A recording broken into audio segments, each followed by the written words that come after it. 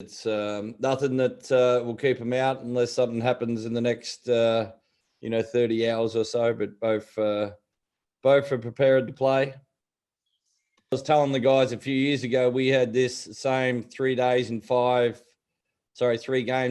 days, and we had to travel to New Zealand and 12 hours traveling and time change, and really brought the group together and the resilience, and we finished up winning a championship with that period of time. So, we talked about that. We're not traveling. We've got the luxury of getting back here to rest up. Obviously ice baths, massage, all the normal recovery protocols, and then we get ready for tomorrow afternoon game. Tommy's in that group too. Tommy was in that group for the championship. But yeah, it's just so we've done this before. This is what's going to help us get through these periods, and it's locked in concentration. The schedule is the schedule. So I'm not sure if other teams have played 3 games in 5 days. I haven't looked, but we just got to deal with what we're doing and control what we can control. And there's always excuses, but that's not how we're built.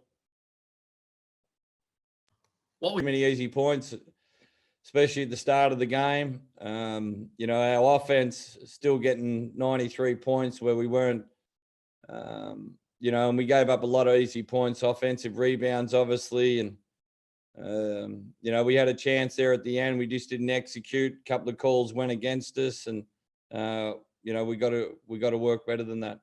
There's a lot of outside stuff, and, you've been here 5 weeks. We've got a lot of people missing their families, their kids. Was a lot of outside influences with some no calls that we were losing our focus and concentration level. So we have to wind that back and concentrate what we need to do. And that's the job at hand, and be in the present of the next possession, the next minute, the next quarter, not worrying too far in front and not worrying what's happened before. It's, it's a skill, and, we're working hard to make sure we're great at it. Now to get some definite, we can return on the 15th, play our last game on the 14th, return on the 15th, and then we get some home games in a row. It's going to be great for the morale just to get back. So fingers crossed, no breakout here in Victoria until that date, that we don't have to quarantine or things don't change. And really looking forward to it. The 3 imports are really, really good. So Harvey can get on fire, and Jessup, second round draft pick.